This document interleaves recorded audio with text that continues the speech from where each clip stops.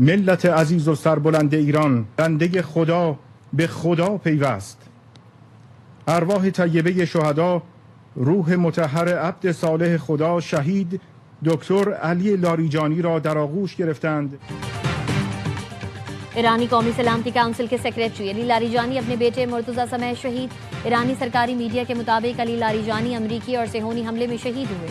علی Larijani کے x account سے بھی شہادت کا اعلان پوسٹ میں لکھا گیا. ایک بندہ خدا اپنے رب کے پاس شہید کے طور پر پہنچ گیا. شہادت پر تعزیت اور مرحوم کی مغفرت کی دعا بھی کی گئی. میں موت کو خوشی کے سوا کچھ نہیں سمجھتا. علی لاریجانی کا گزشتہ روز آخری ٹویٹ شہدا کو خراج عقیدت پیش کرتے ہوئے لکھا: شہدا کی یاد ہمیشہ ایرانی قوم کے دل میں زندہ رہے گی. ایرانی بسیج فورس کے سربراہ جنرل غلام رضا سلیمانی بھی شہید. پاسداران انقلاب نے تصدیق کر دی. شہدا کے خون کا بدلہ لینے کا اعلان. شہید علی لاریجانی اور کمانڈر غلام رضا سلیمانی کی نماز جنازہ آج ادا کی جائے گی.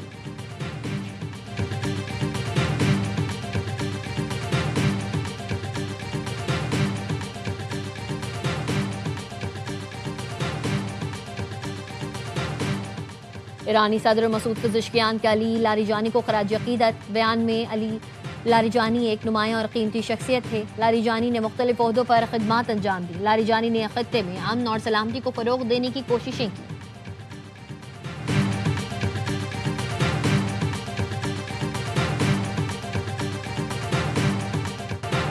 پاسداران انقلاب کا علی لاریجانی اور دیگر شہدا کے خون کا بدلہ لینے کا اعلان. ترجمان پاسداران انقلاب نے کہا: علی لاریجانی کا خون دیگر شہدا کی طرح ایرانی عزت، قومی بیداری کا سبب ہے. شہید علی لاریجانی اور دیگر شہدا کا بدلہ لینا کبھی نہیں بھولیں گے. ترجمان ایرانی خاتم النبیہ ہیڈ کوارٹرز کا کہنا ہے: خطے میں امریکی اور صہیونی دشمن کے خلاف شدید حملوں کا نیا مرحلہ شروع کر دیا. اب ایران کی جانب سے تیز رفتار کارروائیوں کا دور ہے. پاسداران انقلاب نے آپریشن وعدہ صادق کی 60ویں لہر کا آغاز کر دیا. پاسداران انقلاب کے مطابق 60ویں لہر میں امریکی اڈوں اور اسرائیل میں ایران پر حملوں کے مراکز کو نشانہ بنایا. امریکی فوجی اڈوں الازرق، العدید، الزفرہ، علی السلام اور الخرج کو نشانہ بنایا. حملے میں مات، قیام، ذوالفقار، دسپول اور کروز میزائل استعمال کیے.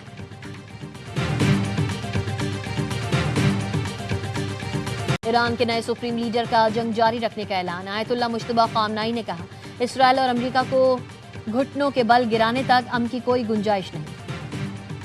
رائٹرز کے مطابق دو ممالک نے ایرانی دفتر خارجہ کو جنگ بندی کی پیشکش بھیجی تھی، لیکن رہبر اعلیٰ نے اپنے پہلے خارجہ پالیسی سیشن میں سخت ترین موقف اپنایا. کہا یہ امن کا صحیح وقت نہیں. دشمن شکست تسلیم نہ کر لے اور نقصان کا ازالہ نہ کرے، جنگ جاری رہے گی. ترجمان پاسداران انقلاب کا کہنا ہے: جنگوں کا فیصلہ سوشل میڈیا پر نہیں، میدان میں ہوتا ہے. امریکی مشن کا نام ایپک فیوری نہیں، ایپک فیئر ہونا چاہیے. ایران وہ جگہ ہے جہاں آپ اور آپ کی افواج آنے کی ہمت نہیں کرتی.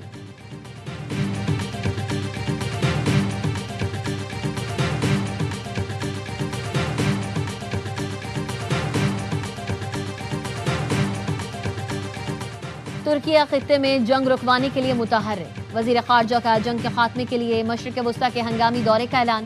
خاقان فدان کہتے ہیں خطے میں مستقل امن کے قیام کے لیے ترکیہ اپنا لائے عمل پیش کرے گا. موجودہ جنگ آگ کا گھیرا ہے جو علاقائی استحکام کے لیے بڑا خطرہ بن چکی ہے. ایرانی رہنماؤں کو قتل کرنا غیر قانونی ہے. علی لاریجانی سمیت ایرانی سیاستدانوں کو نشانہ بنانا جنگی قوانین کی خلاف ورزی ہے. اسرائیل کے سیاسی قتل عام کے اقدامات مکمل طور پر غیر قانونی ہیں.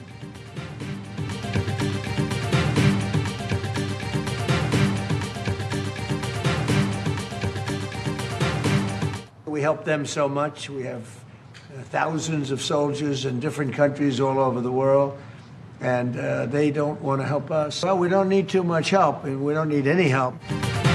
امریکی صدر ڈونلڈ ٹرمپ اتحادیوں سے مایوس ہو گئے. کہا نیٹو کا امریکی فوجی آپریشنز میں شمولیت سے انکار انتہائی احمقانہ غلطی ہے. ہم ان ممالک کی حفاظت کے لیے ہر سال سینکڑوں ارب ڈالرز خرچ کرتے ہیں، لیکن وہ ضرورت کے وقت ہمارے لیے کچھ نہیں کرتے. ہمیں ایران میں بڑی فوجی کامیابی حاصل ہوئی ہے. اب ہمیں نیٹو ممالک کی مدد کی ضرورت ہے، نہ خواہش. نیٹو کے بغیر بھی اہداف حاصل کر سکتے ہیں. بحری جہاز جلد ہی آبنائے ہرمز سے گزر سکیں گے. جہاز رانی کی بحالی میں اب زیادہ وقت نہیں لگے گا. امریکی صدر ٹرمپ کا پیٹرول اور گیس کی قیمتوں میں جلد بڑی کمی کا دعویٰ. کہا بس دیکھتے جائیں، ایران کے خلاف جنگ ختم ہوتے ہی قیمتیں تیزی سے نیچے گریں گی.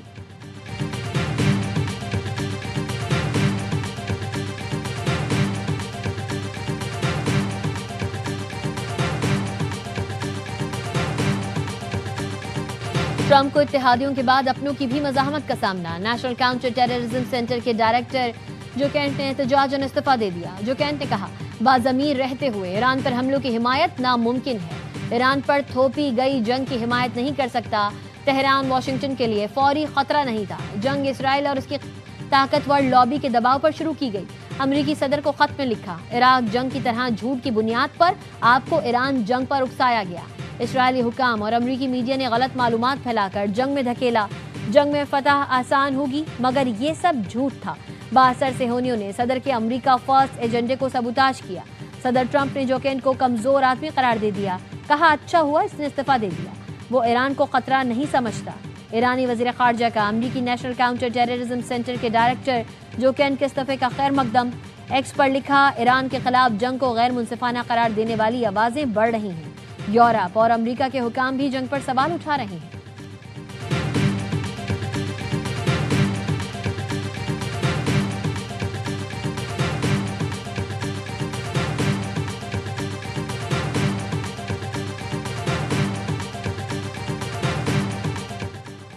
آبنائے ہرمز کھولنے کے لیے کسی بھی فوجی کارروائی کا حصہ نہیں بنیں گے. فرانس کے صدر میکرون کا دو ٹوک اعلان. صدر میکرون نے کہا اس جنگ کے فریق نہیں اس لیے موجودہ حالات میں فرانس آبنائے ہرمز کو کھولنے کے لیے کسی آپریشن میں شرکت نہیں کرے گا. واضح کیا ایک ایسے اتحاد کی تیاری پر کام کر رہے ہیں جو جنگ کے خاتمے کے بعد اہم بحری گزرگاہ میں جہاز رانی کی آزادی کو یقینی بنائے گا. جرمن وزیر خارجہ کا کہنا ہے امریکی فوج آبنائے ہرمز محفوظ بنانے کی پوزیشن میں نہیں تو یورپی ملک بھی اکیلے یہ کام نہیں کر سکتے. مہم جوئی کے بجائے صبر اور اتحادیوں کے ساتھ مل کر سفارتی راستہ نکالنا ہی حقیقت پسندی ہے. خلیج فارس سے تیل گیس اور کھاد کی سپلائی جلد بحال نہ ہوئی تو دنیا بھر میں خوراک کا سنگین بحران پیدا ہو جائے گا.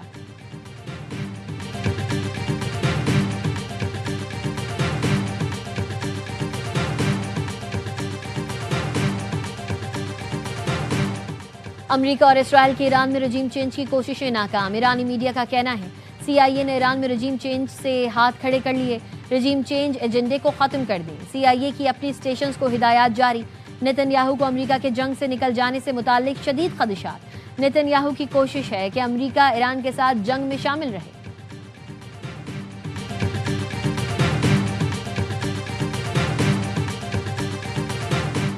افغانوں کی میزبانی ہماری تاریخ کی سب سے فاش غلطی تھی. وزیر دفاع خواجہ آصف کہتے ہیں محسن کش لوگ اس ریاست پر حملہ آور ہیں جس نے 50 سال ان کو پناہ گاہیں مہیا کی. جو وعدہ کرتے ہیں اسے نبھاتے نہیں. اربوں روپے وعدہ نبھانے کا تاوان مانگتے ہیں. پاکستان کی مٹی نے نہ صرف پناہ دی ان کے لیے ایک سپر پاور سے ٹکرا گئے.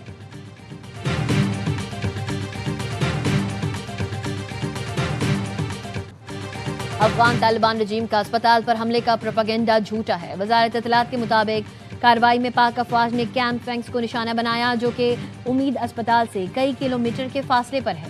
کیمپ فینکس دہشت گردوں کا گولہ بارود اور ساز و سامان ذخیرہ کرنے کی جگہ ہے. تصاویر میں واضح طور پر دیکھا جا سکتا ہے اسپتال دہشت گردی کے بنیادی ڈھانچے کے مقابلے میں کثیر المنزلہ ڈھانچہ ہے. فیکٹ چیک وزارت اطلاعات کے مطابق ترجمان افغان طالبان نے حالیہ ہلاکتوں کے الزام کے لیے 2023 کی تصویر استعمال کی. یہ تصویر مئی 2023 میں بھی افغان طالبان کی وزارت داخلہ کی جانب سے شیئر کی گئی تھی. اقدام کا مقصد غلط معلومات کے ذریعے عوامی تاثر کو گمراہ کرنا ہے.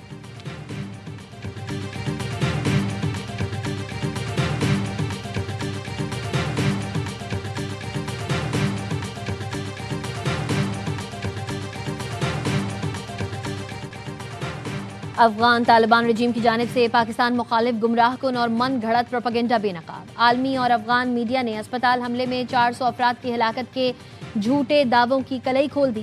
دہشت گرد ٹھکانوں کی تباہی کے بعد افغان طالبان ہزیمت چھپانے کے لیے جھوٹ کا سہارا لینے لگے. افغان میڈیا کا کہنا ہے فضائی حملے کے دوران ہلاکتوں اور بڑی تباہی کے نشانات نہیں ملے. زویا نیوز، افغان ٹائمز یا کسی اور میڈیا ادارے نے بڑے جانی نقصان کی تصدیق نہیں کی. افغان طالبان نے دعویٰ کیا تھا حملہ بحالی مرکز پر ہوا لیکن دعوے کے حق میں کوئی ثبوت نہیں ملا. کابل میں بحالی مرکز کے قریب لگی آگ معمولی نوعیت کی تھی. آگ ممکنہ طور پر قریبی طالبان فوجی کیمپ پر حملے کے باعث لگی. افغانستان کے طلوع نیوز کی رپورٹر نے بھی اسپتال میں موجود عینی شاہدین کے ذریعے افغان پروپیگنڈا آشکار کر دیا.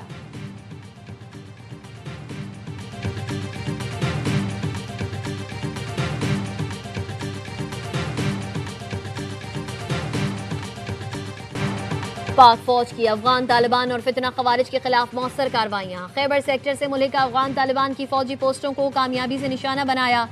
سیکیورٹی ذرائع کے مطابق پاک فوج نے اینٹی ٹینک گائیڈڈ میزائل سے پوسٹوں کو تباہ کیا۔ افغان طالبان کو بھاری جانی و مالی نقصان اٹھانا پڑا۔ شمالی وزیرستان میں افغان طالبان کی جھنڈا پوسٹ کو تباہ کر دیا گیا۔